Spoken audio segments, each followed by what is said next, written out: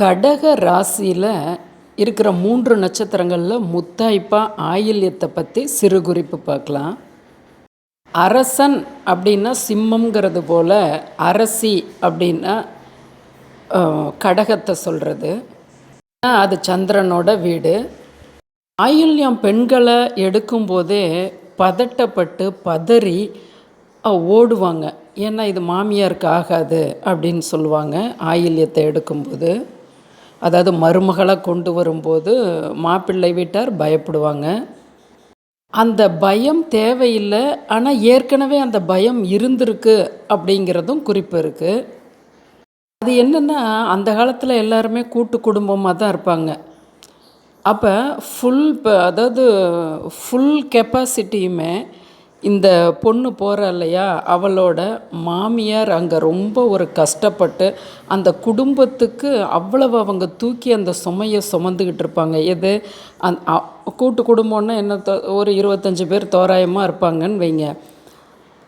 அவ்வளவு ஆட்களுக்கும் ஒரு வேலை செய்கிறதுக்கு மற்ற பெண்கள் இது பண்ணாலும், இந்த போகிற ஆயில்ய பெண்ணோட மாமியார் அந்த வீட்டில் அவ்வளவு சுமையான வேலைகளை அவங்க செய்துக்கிட்டு இருப்பாங்க.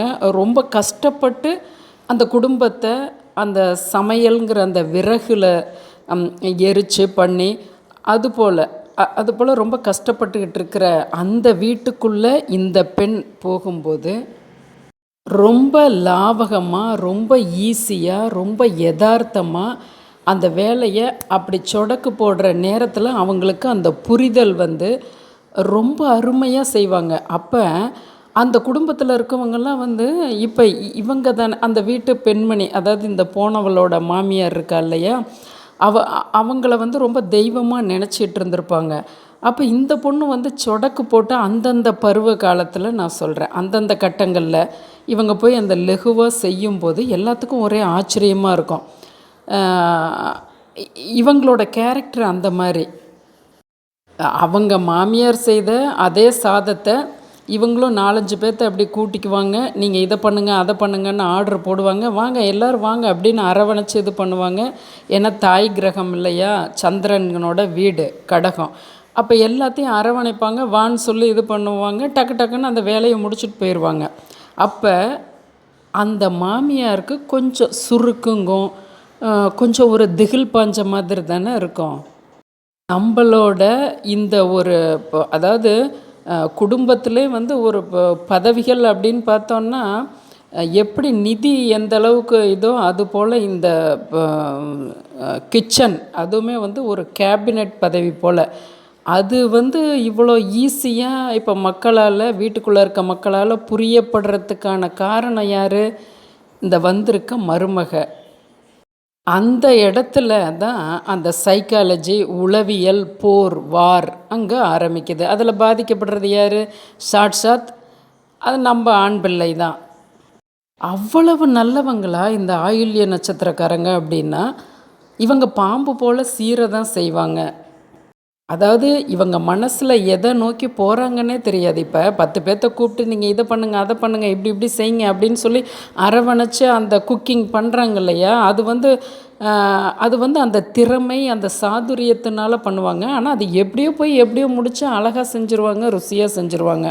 அதுபோல் அவங்களோட விஷயங்கள் எல்லாமே அடுத்தவர்களுக்காக தன்னைய ஒரு மெழுகு போல் வருத்தி செய்துக்கக்கூடியவங்க தான் ஆயில்ய நட்சத்திரக்காரங்க. அப்போ ஆயில்யம் பெண்களை நம்ம வீட்டுக்கு கொண்டு வரும்போது கொஞ்சம் ஏன்னா பாம்பு போல் சீருவாங்கங்கிறதும் ஒரு கருத்து இருக்கிறதால நாம் கொஞ்சம் குடும்பத்துக்காரங்க கொஞ்சம் அட்ஜஸ்ட் பண்ணி போயிட்டோன்னா, மற்றவர்களுக்காக படைக்கப்பட்டதே தான் ஆயில்யம்.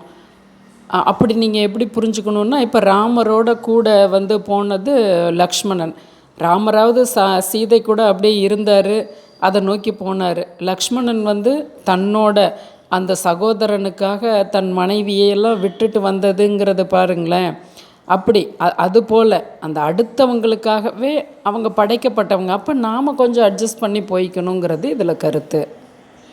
அவங்க அந்த சீரும்போது எதுக்காக இப்படி பேசுகிறாங்க, ஏன் இப்படி பேசுகிறாங்கன்னு நமக்கு தெரியலல்ல. அதை எத்தனை தடவை நம்ம அனுபவத்தை சேகரம் பண்ணிக்கிட்டே இருக்கிறது. இல்லையா? தெரிஞ்சிருச்சு இவங்க இப்படி தான் அப்படின்னு தெரிஞ்சிருச்சுன்னா, அதில் பாசிட்டிவாக நாம் எப்படி குடும்பத்தை கொண்டுட்டு போகிறது, இங்கேயும் எப்படி லாவகமாக பேசிக்கிறது, தாய்கிட்ட குடும்பத்தார்கிட்டையும் எப்படி லாவகமாக பேசிக்கிறதுங்கிறது ஆண்கள் வந்து கொஞ்சம் பயிற்சி பண்ணிக்கிட்டிங்கன்னாவே போதும். இந்த ஆயில்யத்தை கையாளும் போது பாசிட்டிவாக கையாண்டிங்கன்னா, ஏன்னா பிறருக்காக வாழக்கூடியவங்க, பிறருக்காக அவங்க மனசில் நினச்சாங்கன்னா எல்லாமே செய்வாங்க அப்படிங்கிற ஒரு கேரக்டராக அவங்க இருக்கிறதால, ஒரு தியாகம்னு சொல்ல முடியாது. ஒரு இன்ட்ரெஸ்ட்டாக அடுத்தவங்களுக்காக அவங்க தன்னோட நிலையை கொடுக்குறவங்க, ஹெல்ப் பண்ணுறவங்க. அப்போ நாம் கொஞ்சம் அவங்கக்கிட்ட சரி சரின்னு போகலாம்ல. இப்போ நாம்பளுமே வந்து கெட்ட கர்மாவும் நல்ல கர்மாவும் கொண்டு வந்தவங்க தானே. நம்ம மட்டும் 100% வந்து நல்ல கர்மா உள்ளவங்கன்னு சொல்ல முடியாது இல்லையா? ஒவ்வொருத்தரும் ஒவ்வொரு இதில் நம்ம அப்படி தான் இருப்போம். சில விஷயங்களை விட்டு கொடுக்க மாட்டோம், சில விஷயங்களில் அடமண்ட்டாக இருப்போம், சில விஷயங்களில் ரொம்ப தாராள பண்பாக இருப்போம். அப்போ அந்தந்த நட்சத்திரத்தோட இயல்பும் அவங்கவங்க கொண்டு வந்த கர்மா படியும். அதனால் நாம் வந்து ஆயில்யம் அப்படின்னாவே அந்த ஒதுக்கிறது, ஆயில்ய நட்சத்திர பொண்ணை வேண்டாம் அப்படின்லாம் சொல்லும்போது இப்போ கூட ஏன்னா அப்போ கூட கூட்டு குடும்பம், விறகு வச்சு எரித்தாங்க 25 பேர். இப்போ அப்படி இல்லையே. அதாவது இப்போ இப்படின்னு சும்மா சுவிட்சை தட்டினா சாப்பாடு வந்துடுது. இப்போ அது இது வந்து அந்த அந்த கிச்சனுங்கிற கேபினெட்டை பிடிக்க போகிறதுங்கிறது இதில் அடிபட்டு தான் போகுது. அதனால் கண்டிப்பாக ஆயில்யம் நட்சத்திரத்தை நம்ம வரவேற்று பெண்களை நம்ம வீட்டுக்கு கூட்டிகிட்டு வந்தோன்னா கொஞ்சம் நம்ம அட்ஜஸ்ட் பண்ணிக்கிட்டோன்னா போதும். நமக்காக அவங்க எல்லா கணக்கு வழக்குகள் எல்லாமே அருமையாக பார்ப்பாங்க.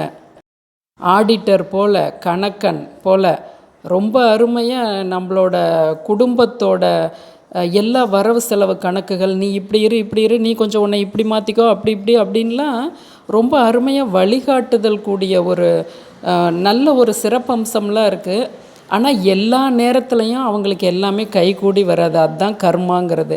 சில நேரங்களில் வாய்ப்புகள் அவங்க கதவை வந்து தட்டும். கொஞ்சம் நேரம் கூட தட்டிக்கிட்டே இருக்கும். அப்படின்னா என்ன, கொஞ்சம் காலங்கள் கூட நீட்டிச்சு வாய்ப்பு கொடுக்கும் இந்த பிரபஞ்சம், இந்த கிரகங்கள். அவங்க அதை முழுமையாக பயன்படுத்திக்கணும். சிலர் பயன்படுத்திக்கிறாங்க, சிலர் பயன்படுத்திக்க தவறுறாங்க. அவ்வளவுதான் அதில். அதாவது ஆயில்யம் நட்சத்திரக்காரங்களுக்கு நான் சொல்கிறது, ரொம்ப யதார்த்தவாதிகள் அவங்க. அதனால தான் வெகுஜன விரோதிகளாகவும் ஆகுறாங்க. சில சமயம் ரொம்ப அருமையாக பாயிண்ட்டாக பேசுவாங்க, சில சமயம் அவங்க எது வேணாலுமா அப்படி பேசுவாங்க. ஏன்னா சந்திரன்னா மனோகாரகன் இல்லையா? ஒரு லீடர்ஷிப் அப்படிங்கிறதுக்கு ரொம்ப அருமையாக அவங்க வந்து ஒரு கப்பலுக்கு மாலுமி போல் அது மாதிரியான ஒரு லீடர்ஷிப்பு கொடுக்கலாம் அவங்களுக்கு. அதுபோல் ஒரு மனப்பான்மை, அரவணைச்சு போகிறது சந்திரன், அதுபோல் உள்ளம் கொண்டவங்க. சில நேரம் நம்ம மேலே பாம்பு போல் சீர்னாங்கன்னா நம்ம பக்கம் நல்லது கெட்டது எது இருக்கோ எடுத்துக்கலாம். இல்லாட்டி அவங்களோட அந்த இதை வந்து நம்ம கடந்து போயிடலாம் கோவத்தை.